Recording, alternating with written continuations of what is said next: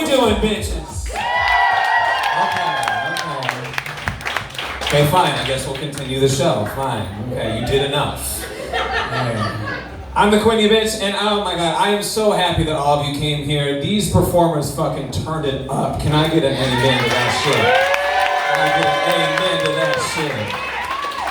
Oh my god. As you can see, I did change my outfit. I went from sparkly plaid to slutty plaid, so I know, I'm so bad. I'm so bad. I'm just like the worst, right? I get it.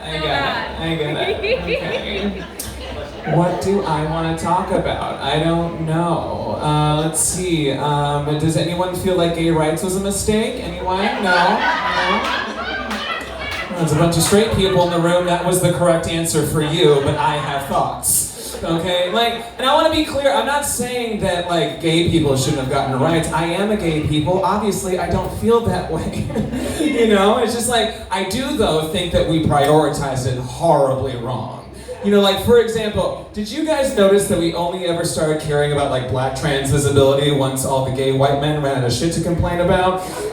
Matt, did you notice that? Did you notice that happened? Because, I was there, and it may be difficult for you to point out, because you're just sitting here gay white men ran out of shit to complain about. What, did hell freeze over? Nobody told me. I get it. They are the Karens of my community, I call them Connors, but that's completely besides the point, And you could tell in what they decided that they wanted to do first, right? Which is the one piece that they made you could not talk about gay rights without talking about this thing. Do you remember what it was? Good job. Okay, thank you. 2 people. Jesus Christ. It didn't happen that long ago. No, but it's they said that this was the one thing that we needed, to which I said, it feels like a really serious want, But I remember the talking points, they were convincing for a second, right? They're it's about the symbolism, okay? I need to have my name with the other one's name on that little piece of paper, and the clerk stamps it, or, I don't know, it was chronically single, signs it, or licks it, or fucks it, I don't know. They do something to the piece of paper, though, that says that we were meant to be together. To which I say, I get it, Jim. When Bill dies, you want to keep the house, okay? We get it. It's a real concern, but let's not make it more than it is, Because, you go to the trans community that, hey, we got you marriage. They're just okay, fuck your symbolism, Jim. We're still homeless. What is wrong with you? Turns out it's actually not marriage. It's not the not having a white knight carrying me off. It's actually people not seeing this as employable. That's actually what the problem is, And I know, political comedy, I'm doing such a good job at it. You're right. Good job for noticing it. No, but it reminded me of the global feminism movement back from the 90s and the early aughts. Remember when we were you know what? If you're a woman, no matter how near or far, we have the same experiences. To which I say, sorry bitch, no you don't. Okay, I know that might be hard for an anatomical male to be telling you this. It sounds a lot like they-splaining. But it happened, the time where I realized it most was right around the time where they started building elementary school for girls in Western African countries. It was just thank you, Oprah. What the fuck is wrong with you? Because it was a great magazine article, sure. It was a really good photo shoot. But everyone in the village was just yeah, that's cool. We still need water though? Actually, yeah, irrigation would have been a great way to spend that money. Yeah. Also, what kind of school is it? Oh, an elementary school for girls. Okay, well, we needed a trade school for everyone, so that would have been great. Also, put this on your clipboard. 2 + 2 equals my family's still starving. Thank you so much. Make sure you put that in your next meeting when you're trying to do a building project. And it's just and beyond that, what was the next thing they came for? The specter in the night that was coming for us all. Gays in the military, bitch. Don't ask, don't tell. They didn't ask, I didn't tell. I didn't see what the fucking problem was, I was because if you're gonna tell me that there is a form of discrimination that causes me to live longer, and that's the shit we're going after next, I'm gonna say we look around for a second. Take an inventory. Vote maybe. I don't know. Maybe don't go after the one gay privilege. It's just because honestly, You know, I thought it was my gay privilege because, like, you know what happens? The draft comes back. Straight people. You gotta shit your pants so they think that you're crazy. If that doesn't work, you shoot yourself in the foot so that you're incapable. Whereas all I need to do was walk over into that recruitment office, look over that staff sergeant, just say, "I want your staff sergeant." He's like, "Get out! The fuck out of my office!" I'm like, "Okay, bye." You need to make sure you pop the leg, you know? That's very important. That's very important. But now they're all like, "Oh, but you're equal." Well, I mean, like Puerto Rico was in World War II? Bitch, I know my history. Stay the fuck away from me. You know, like, and honestly, if you're going to do it, like, I'm the bad choice. Okay, there's plenty of butch queens out there that can do this and are doing it right now. And can we get a round of applause for them? Get a round of applause for them. Yeah. But this, really, fucking really. Okay, the heels come off, the makeup comes off. This does not butch up. You know? Like, I am the least handy person you know. Like, and even if you don't know me, I still take that title. You know, like, it's like, if something breaks in my apartment, that shit is broke. They're like, all you need to do is go to, you know, YouTube and figure it out. It's like, but I could also go to the yellow pages, give a despondent blowjob to get out of the service fee. And like, I know it's more work, but I'm having a better time. You know, so it's fine. It's fine. But like, if it happened, if I ever got out of basic training, which is also negligence right there, but if it happened, like, I would be immune to enemy fire, and not because I would be good, no, it was just because like friendly fire had mowed me down long ago. You know, because like, also, I'm annoying. You know, it's like, if you want to see the plot of A Few Good Men play out in real life, put me in the bitch. I'm ready to go. You know, Jack Nicholson back on the stand, Code Red, audience too young to know the reference. I get it. I get it. No, I just turned 30 recently, so that was interesting. I know you can't tell because I'm gorgeous and black don't crack, but like, it's true, I get it, but it's real. You know, and like, it's interesting because like, you don't realize like what the pros and cons are gonna be. Like when you're young, you think you know what they're gonna be, but you really don't. You know, like the pro that I never saw coming was now I'm old enough to know better. You know?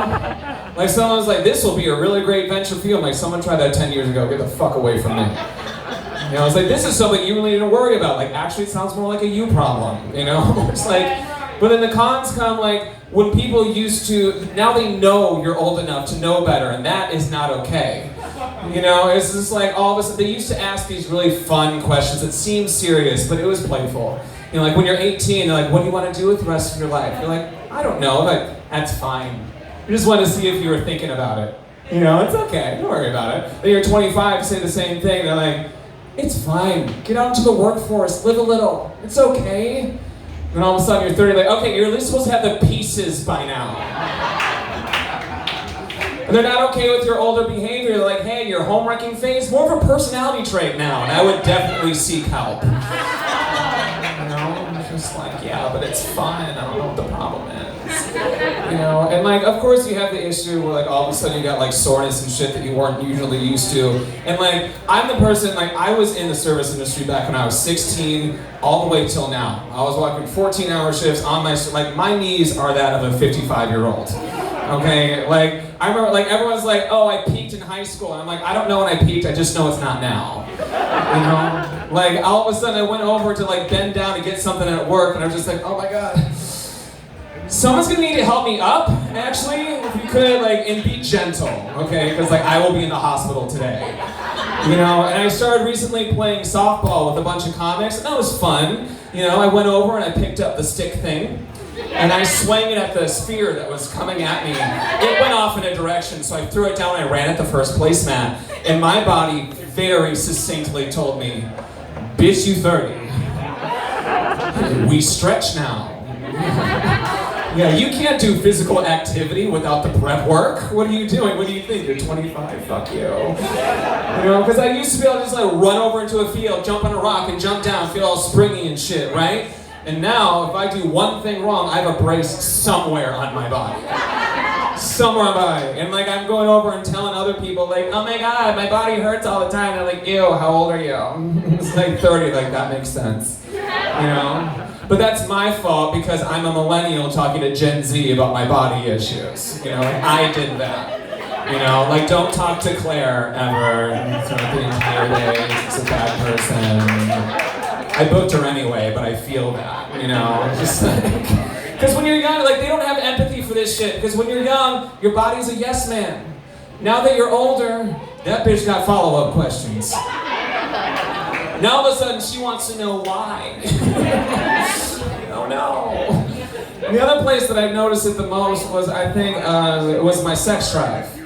You know, like that's where I got, like I still want it, of course, I'm a human, right? But like the work I will put into getting it, so much less. Oh my god, I would get into my car at 2 a.m.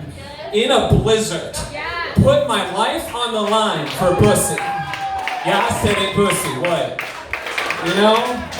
I will put my life on the line for that shit. But now, that bitch is lucky if I meet them at the door. They texted me like, I'm here. Text back, it's open. Then I had to cancel the whole thing because I realized I forgot to unlock the door. Again. He's like, I see you, you're right on the, like I'm looking at the window and I'm seeing you right now. And I'm like, we tried, we should part as friends. This has been really complicated now. There's too many steps. I really thought you were going to be here a half hour ago. Now I'm tired. I'm tired.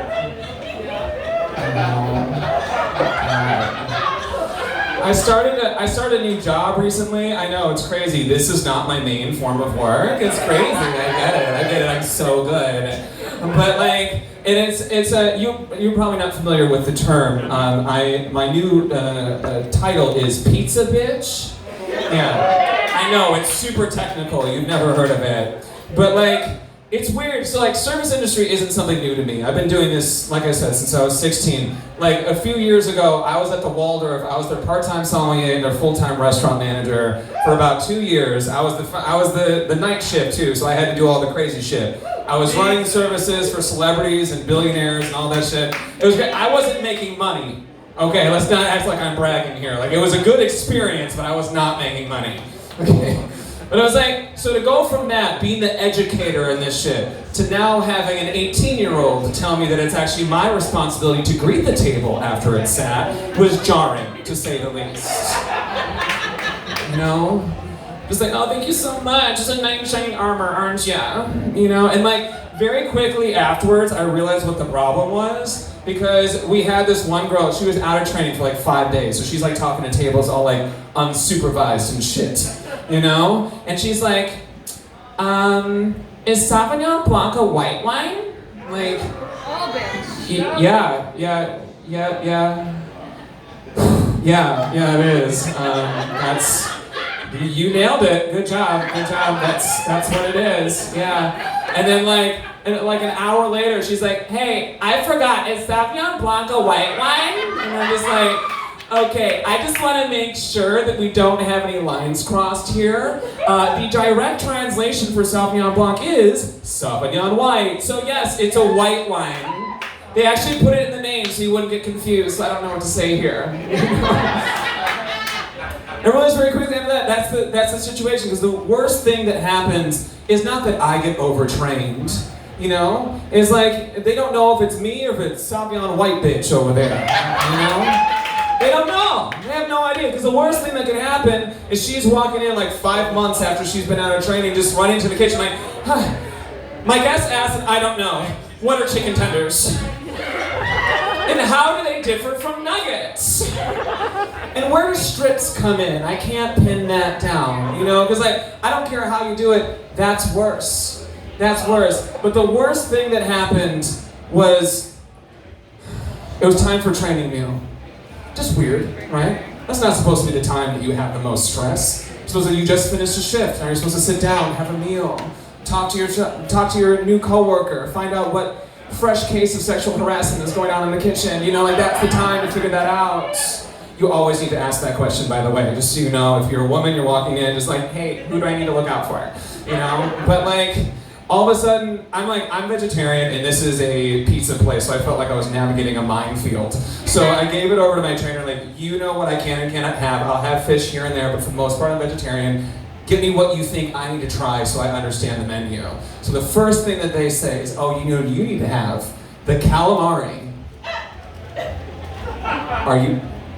What the fuck did you just say to me?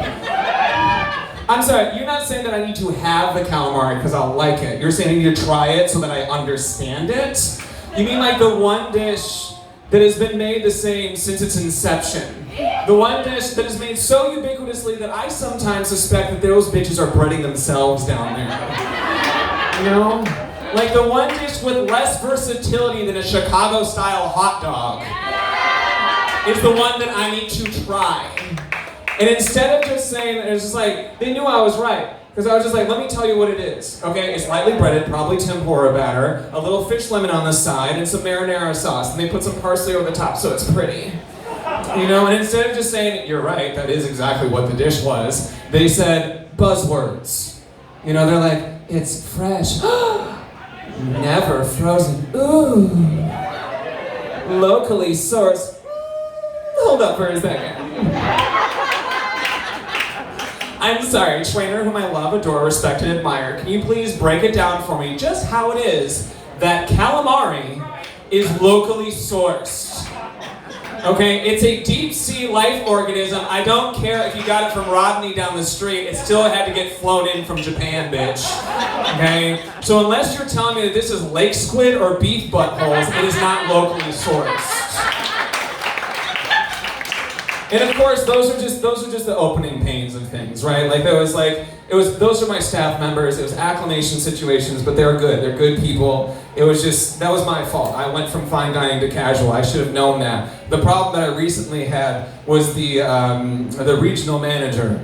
Okay, let's call her Karen because that's her name. And she's just like, she's one of those people where, you know, like, she got her college degree before she got into the restaurant industry, so she never actually had to run the restaurant that she's now in charge of 7 of.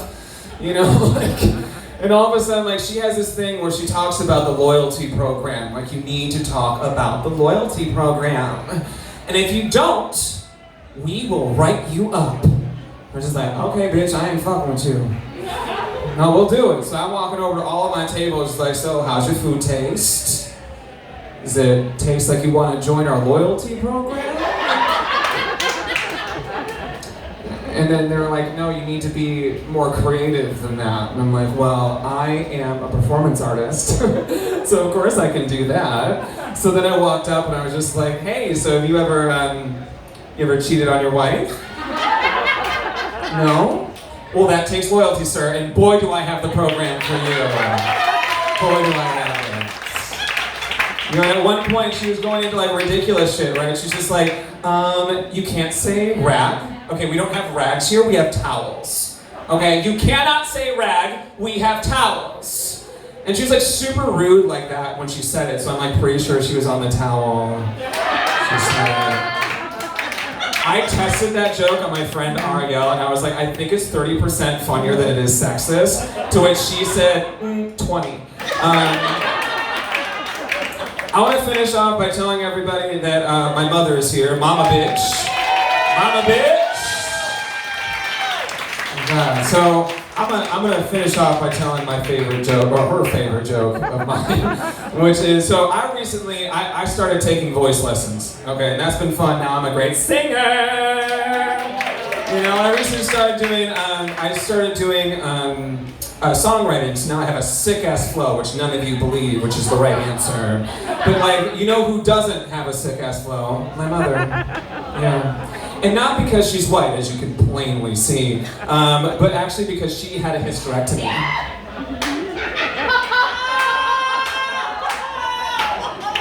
I don't know what that has to do with the story. I just want you to know that she got rid of my childhood home. You know, she just took it out and threw it out. She had this like ridiculous explanation for it. She was like, Queeny, it's killing me. It was like, we all knew that motherhood came with risks. I don't know why. And sure, it happened 15 years ago, so I'm supposed to be like over it or whatever. But like recently she was having these autoimmune issues, so she got her breast implants removed, so now she's just like, one of the guys. Everyone's looking at me, it's like, why are you always wearing makeup and heels everywhere you go? It's like, well, someone has to hold the feminine energy in this goddamn family. My mom's just ripping out her lady bits one decade at a time. What the fuck?